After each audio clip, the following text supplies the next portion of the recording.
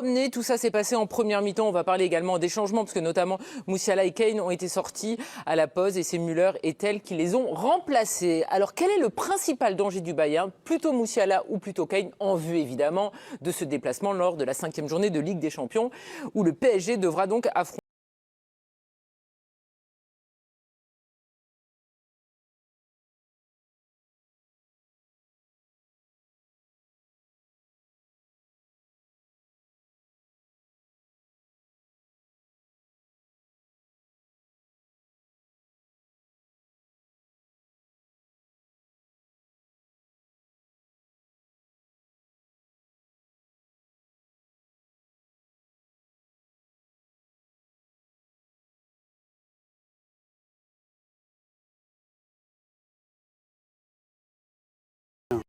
C'est les folies bergères, le Bayern. Bah, ça tourne. Ça dépend, parce que ça fonctionne très bien évidemment en championnat, mais en Ligue des Champions, on rappelle que c'est très compliqué. C'est une seule victoire en 3 matchs. On va commencer avec Harry Kane, Nabil. Ce soir, il n'est pas buteur, mais il est évidemment utile, il est évidemment décisif, comme très souvent. Ce soir, il était en mode Firmino ou Benzema avec le Real et Liverpool. Quand on voit le premier but, la qualité de la passe en une touche dans le timing, c'est exceptionnel. Et puis, je vais aller très vite. J'ai eu la chance d'être à la soirée du Ballon d'Or. J'ai entendu Georges Weah, quand même. Et je crois qu'on va même le réentendre. Voilà, j'ai pas besoin d'aller plus loin. Vous pouvez vous voulez entendre Georges Weah tout de suite, en fait. C'est mieux que ça soit lui qui dise ce qu'il a à dire que moi qui répète ce qu'il a dit. C'est vrai qu'un Ballon d'Or 95, donc Mister Georges Weah, qui était l'un des invités de la cérémonie du Ballon d'Or lundi soir, a rendu un magnifique hommage, un vibrant hommage à Harry Kane. Alors on a appris aussi pour certains, parce que moi je ne savais pas que Georges Weah était fan de Tottenham. Ouais. Je l'ai appris. Ouais.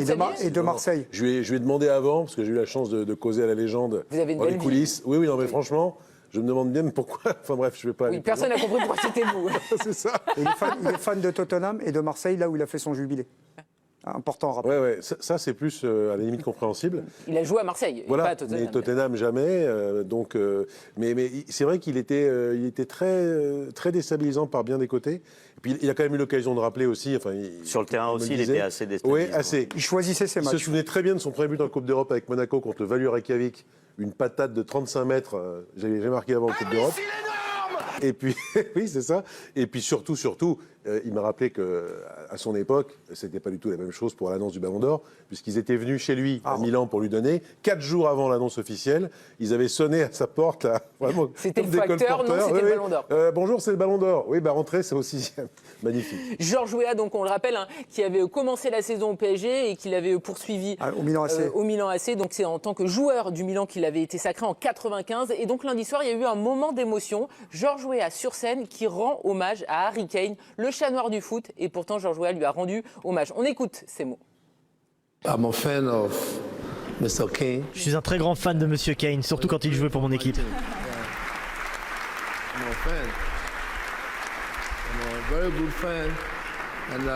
Je suis un très grand fan parce que c'est un attaquant fort et intelligent. Je suis un grand supporter de Tottenham, donc pour toutes ces raisons, je l'aime beaucoup. Étienne, c'est un joueur ô combien utile. Il est évidemment buteur, il est passeur, il organise aussi le jeu. Il a une palette qui est très large, mais il n'a pas de palmarès. Hormis effectivement ce trophée Gerd Müller qui lui a été remis lundi soir. Il a 0 palmarès, c'est vraiment une incongruité parce qu'on se demande comment c'est possible en plus avec le talent qu'il a. Mais moi ce que je trouve chez lui d'extraordinaire, c'est que c'est un pur numéro 9. C'est-à-dire qu'il a le profil d'un pur numéro 9 et il est capable de jouer dans ce registre-là à 100%. Mais aussi d'avoir un profil, comme le dit Nabil, à la Firmino, c'est-à-dire quelqu'un qui s'échappe un peu, qui vient jouer, qui est avec les autres, qui remonte des ballons. Il est capable de jouer en 10. Il a vraiment une palette absolument incroyable, mais à chaque fois avec une puissance, avec des qualités de pur numéro 9 qui restent absolument. C'est-à-dire que vous pouvez aussi l'utiliser simplement comme un 9 qui reste dans la surface, qui attend les ballons, parce que ça, il sait le faire aussi. Justement, l'apport d'un vrai 9. Régis, on a proposé à vous et Nico Barcan de regarder vraiment le match d'Harry Kane. On le sait, c'est une menace constante. On va voir avec vous certaines séquences que vous avez choisies lors de cette mi-temps. On rappelle qu'il a joué on a choisi deux séquences de jeu en première mi-temps. l'utilité d'un attaquant axial, on voit bien à travers son intelligence. Et il y a la passe. La passe qu'il fait sur cette Magnifique. action, elle est exceptionnelle. C'est vraiment la passe d'un numéro 10 avec une vision du jeu sur toute une moitié de terrain. C'est comme Benzema faisait avec le Real. Un 9 qui joue comme un 10. Nabil, on insiste évidemment sur Harry Kane parce que c'est un vrai neuf, c'est un joueur complet, et parce qu'on se dit que avec le PSG, on n'a pas de neuf. Et là, on va avoir quand même une vraie opposition de style. On rappelle, c'est le 26 novembre qu'il y aura donc ce match ô combien important pour les deux équipes, parce qu'elles vont mal, les deux équipes en Ligue des Champions. Le PSG ira sur la pelouse de Munich. Là, on ne sait pas ce que va nous proposer Luis Enrique. Du côté du Bayern, il n'y a aucune question. Harry Kane, il sera titulaire, il sera un vrai neuf et il va gêner les défenseurs centraux, notamment du PSG. Enrique est tellement dogmatique que est-ce que vous croyez vraiment que même si on se projette à l'intersaison 2023, quand justement Harry Kane est plus ou moins dans les petits papiers du PSG, mais qu'Harry Kane fait comprendre que de toute façon il ne veut pas venir, mais vous croyez vraiment qu'Enrique aurait accepté un Harry Kane, un vrai neuf? Là, je crois que tu pousses le bouchon.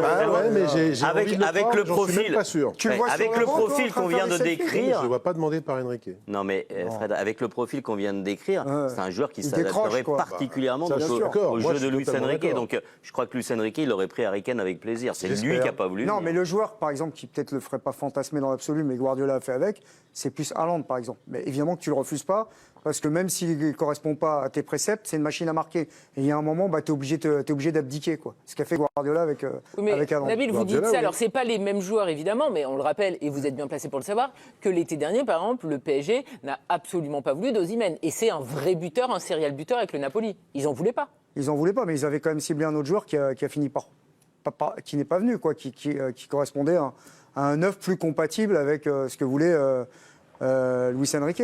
Il est parti à l'Atlético Madrid, c'est Julián Álvarez, qui était un Qui était en joueur provenance de City. ouais, qui était champion du monde avec l'Argentine, et puis qui était un peu dans l'ombre, pas vraiment dans l'ombre, mais comme il y avait Haaland, il avait un temps de jeu limité par rapport à son talent, parce que il est titulaire dans des grands clubs. Donc oui, de toute façon, c'est vrai que vous avez raison, il y a la force des symboles, de l'image. Bon, ce qui compte, c'est quand même le terrain et sa vérité, mais d'un côté, tu mets Kane, de l'autre côté, tu mets Kangli. Donc je veux dire qu'il y a un moment, c'est un ascenseur émotionnel, qu'on le veuille ou pas. Le Bayern donc, qui a gagné, on le rappelle, face au Dynamo Zagreb, c'était une démonstration, mais il y a eu cette défaite contre Aston Villa et puis il y a eu cette lourde défaite également face au FC Barcelone en Ligue des Champions. Le PSG, de son côté, c'est une victoire, un nul, une défaite. Est-ce qu'il y a vraiment un favori lors de ce match-là? Parce que les deux sont en souffrance. Ah oui, oui, le Bayern, En quand Ligue même, des Champions, je rappelle, oui. là on parle de la Ligue Je sais des pas, Champions. quand vous regardez la composition à la fois de l'effectif du Bayern, la cohérence de la composition d'équipe, de comment ça bouge, comment ça se complète, le collectif du Bayern, même s'ils ont été extrêmement décevants à Barcelone, pour ne pas dire inquiétants, malgré tout, sur l'ensemble des matchs qu'on peut voir depuis le début de l'année, y compris leur premier match en Ligue des Champions, je trouve que c'est une équipe plus cohérente et plus dangereuse, notamment parce que Paris, pour l'instant, Ligue des Champions, est d'une stérilité qui est terrible. Si on se fie sur ce qu'on voit depuis le début de la saison, là pour le coup, il n'y a pas photo entre les deux équipes. Ça ne veut pas dire que le Paris Saint-Germain n'a pas sa chance, mais le Bayern, depuis le début de la saison, a montré des séquences absolument exceptionnelles. Donc ils ont une qualité technique, ils ont une vivacité devant, ils ont une capacité à mettre énormément de buts. Quand vous regardez ce soir le banc du Bayern, c'était impressionnant. Donc le Bayern est devant, en tout cas si on doit se fier à ce qu'on a vu depuis le début de la saison. Non, après, il y a Mayence, que j'ai trouvé, ils sont 12e dans le championnat, 13e, ou 13e. Bon, c'est une équipe très moyenne qui a pris l'eau d'entrée, mené 1-0 rapidement. Orlo, c'est l'ancien sélectionneur de l'Allemagne. Oui, Vas-y. voilà. Il y en a un que vous oubliez quand même au PSG, même si il a eu des débuts difficiles et est blessé, c'est Ramos. Oui, mais qui ne sera pas là. Oui, mais malheureusement, enfin, dans ce Ramos match-là. peut être le 9 de demain quand on dit qu'il n'y a personne. Osimhen, là, je vous rejoins. Je ne suis pas sûr que Enrique, ça soit sa tasse de thé, réellement. Mais pour revenir sur le jeu collectif, oui, le Bayern a de l'avance. Mais moi, après, le Paris Saint-Germain, je pense qu'ils peuvent... Oui, ils peuvent. non, mais ils peuvent les gêner aussi, sûr. parce que Aston Villa, bon, c'est un autre... Défensivement, ils concèdent quand même des occasions, le Bayern. Ils jouent haut, et donc forcément, dans le dos, pour des joueurs Ah, mais comme même Barcola ou Eric Dembélé. Dyer, Kim en défense centrale, Au c'est Barça, pas le top, par exemple. Au ce Barça, soir. c'est vrai qu'ils ont raté des occasions. Il y a eu un but refusé de hors-jeu d'Harry Kane de 20 cm. Ils peuvent mener 2-1. Et après, 4-1, c'est très lourd. Mais enfin, ils se sont fait éventrer derrière. Derrière, ils ont pris le bouillon grave à un moment donné. Historiquement, ils Voilà, ont c'est toujours tout. une Donc, petite naïveté défensive, le Bayern, quasiment toutes les équipes Ils qu'ils ont l'assument. eues, et ils l'ont encore cette Et ils saison, l'assument. parce qu'ils jouent très haut. Contre le Barça, il y avait vraiment une naïveté défensive du Bayern qui était vraiment inquiétante pour eux et rassurante pour ceux qui peuvent les rencontrer. Kim Min-jae, quand on voit le joueur que c'était à Naples, Ouais, mais attends, il ne joue Vraiment pas de la même impressionnant. manière. Bien sûr. Là, on lui demande Et là- d'être à la ligne Mais- et puis Ouais, de gérer des il n'empêche. sprinters. Il C'est pas n'empêche. du tout Mais la il est même en manière de difficulté, jouer. Nabil. mais il est très fébrile. Non, mais Il n'est pas non, mais, lui-même. quoi. non, mais je veux dire, il y a aussi les contextes. Ça dépend dans quel type d'équipe tu joues. Quand tu mets Skriniar à l'Inter, c'est le meilleur défenseur du monde. Ils sont à 3 derrière, tout va bien. Tu le ramènes au Paris Saint-Germain, subitement il devient lent, il n'est pas bon à 4. Donc il faut quand Entre-temps, même il y a aussi une nuancer. blessure quoi. au dos. Non, mais il faut quand même il y a- nuancer parfois Il y a selon une les stat qui peut contextes. être intéressante pour le PSG, c'est, vous l'avez peut-être vu, c'est que le Bayern de Munich face à Barcelone, la possession, c'était combien 61-39. 61% pour le Bayern. Et ils se sont fait prendre en compte. Que la verticalité aujourd'hui quand même de Barcelone a fait très très mal. Le PSG, on peut penser, après la finition, elle n'est pas là, mais qu'ils ont les capacités quand même de pouvoir lancer des flèches dans le dos de la défense. La clé du voilà. match pour Paris, ce seront les joueurs extérieurs, Barcola et Dembélé, Voilà. avec la vitesse. Donc parce que moi, le- je les vois pas se faire complètement dévorer là-bas. hein. Ouais, toi, tu penses que c'est la Bah, profondeur, quoi. Ouais, la profondeur avec la vitesse dans les 1 contre 1. Ils jouent à 3 derrière, il y a souvent de l'espace dans Faut la, libérer dans la vite, quoi. largeur. S'ils arrivent à vite libérer, il y aura des différences qui vont se faire. Et là, le Bayern n'aime pas trop défendre dans ces situations de jeu. Après, ils ont des concepts de jeu, ils ont des principes de jeu, le Bayern, ils peuvent aussi faire mal. Moi, c'est au niveau de l'effectif. Je pense que l'effectif du Bayern est quand même beaucoup plus important que celui-là de Paris. Il ne faut pas qu'il y ait de gros problèmes à Paris d'ici le match, parce qu'un ou deux blessés, ça change beaucoup de choses. Au Bayern, quel que soit le joueur que vous sortez, il y a quand même pratiquement des internationaux qui sont sur le banc. Donc, 4-0, donc c'est Ouais. le score C'est un de la film, ça soirée. aussi, mais Vous avez joué dedans peut-être? j'ai fait une apparition rapidement. Mais plus sérieusement, non mais moi ce match il m'intéresse vachement parce que le premier test et le premier révélateur ça a été face à Arsenal pour le Paris Saint-Germain. Ils Pour ont le explosé. reste, ils ont toujours une certaine marge dans le championnat de France. Mais là, c'est le deuxième vrai test. C'est-à-dire que je trouve que contre Arsenal. Alors, on rappelle qu'il y a quand même aussi l'Atlético Madrid avant. C'est Ah, il y la a 4e l'Atlético journée. Oui, oui. Ah oui, puis C'est la, je crois qu'on c'est la joue le Bayern 5e direct. journée. C'est sur le compte de la 5e journée. Donc, Bon, ben, les deux l'Atlético vient au parc et le PSG ira à Milan. Ça t'intéresse aussi contre l'Atlético, hein? J'ai peut-être autre chose à faire. Non, mais je déconne. Mais non, mais c'est intéressant les deux matchs parce que du coup, le Paris Saint-Germain, ils ont repris quand même de l'air en championnat. On voit qu'ils ont quand même toujours une certaine marge. Mais le seul vrai gros match qu'ils ont eu pour l'instant, enfin, j'estime que c'est Arsenal. Et ils n'ont pas été battus de ça, quoi. Ils ont été un peu, sur ce match-là, surclassés. Donc, on va pouvoir mesurer s'il y a eu des progrès ou pas, parce que là, c'est deux adversaires qui sont du même gabarit, globalement, qu'Arsenal, quoi. Surtout le Bayern, évidemment. On rappelle donc ça sera le 26 novembre prochain, le PSG qui se déplacera sur la pelouse du Bayern de Munich et entre-temps donc il y aura une journée de Ligue des Champions pour les deux équipes et on va continuer à suivre cette Coupe d'Allemagne sur la chaîne L'Équipe, tout comme évidemment le championnat d'Italie parce que vous le savez, nous avons les droits depuis hier soir avec également la Coupe d'Italie J'en ai entendu parler et de la ça. Super Coupe d'Italie. Vous savez tout ça? Ah oui, j'en ai entendu Eh parler, oui. c'est extraordinaire. Le groupe L'Équipe, à chaque fois, vous proposera hier, une c'était affiche quand même sur un sacré la match, chaîne et une affiche sur l'Équipe Live. Ça va être absolument exceptionnel. Et dès demain, il y aura donc ce choc entre la Roma et le Torino à suivre sur la chaîne L'Équipe. On va parler de l'OM, justement. L'OM qui a été sèchement Bon, battu bah, par bientôt. le PSG. Restez avec nous, Nabilou. Fred Verdier, il veut noter les Le joueurs. Real Madrid, secoué par une défaite humiliante 4-0 lors du dernier Classico et au cœur des polémiques autour du Ballon d'Or, doit impérativement redresser la barre en Liga. L'équipe merengue se déplacera à Mestalla samedi prochain à 21h pour y affronter le Valencia CF, dans le cadre de la 12e journée de Liga.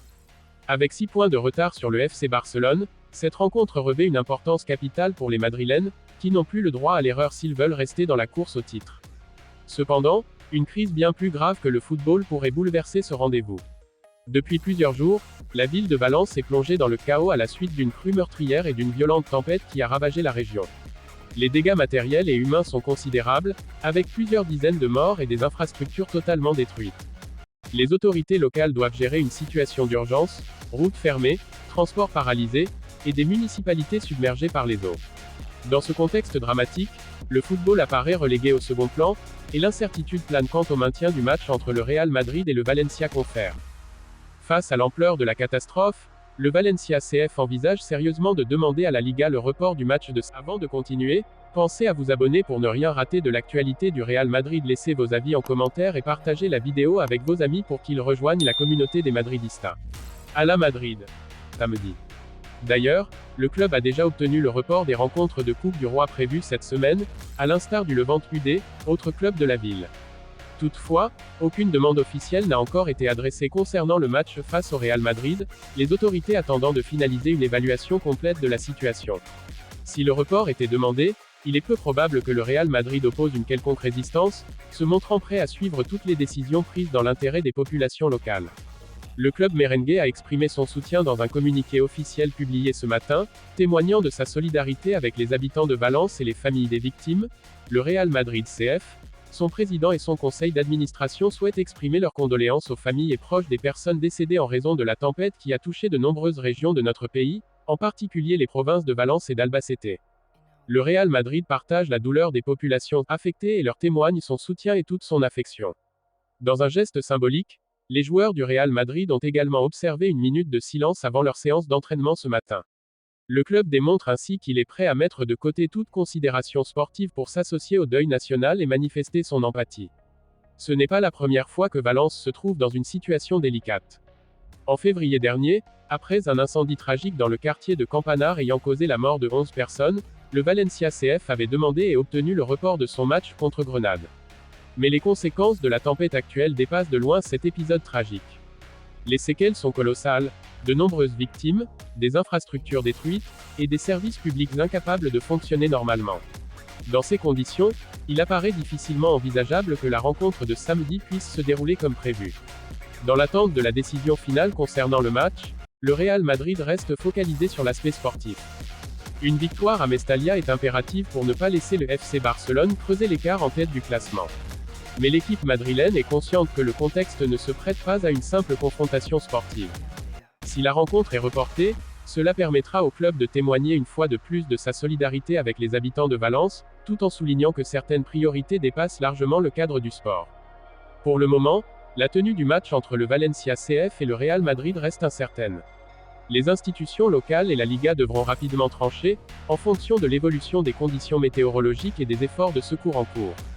Quelle que soit l'issue, le Real Madrid a déjà montré qu'il restait avant tout un acteur solidaire, prêt à s'adapter aux décisions prises dans l'intérêt général. En attendant, joueurs, staff et supporters restent dans l'expectative, conscients que la victoire la plus importante ne se joue pas sur le terrain de Mestalla, mais dans la capacité des institutions et des populations à surmonter ensemble cette épreuve.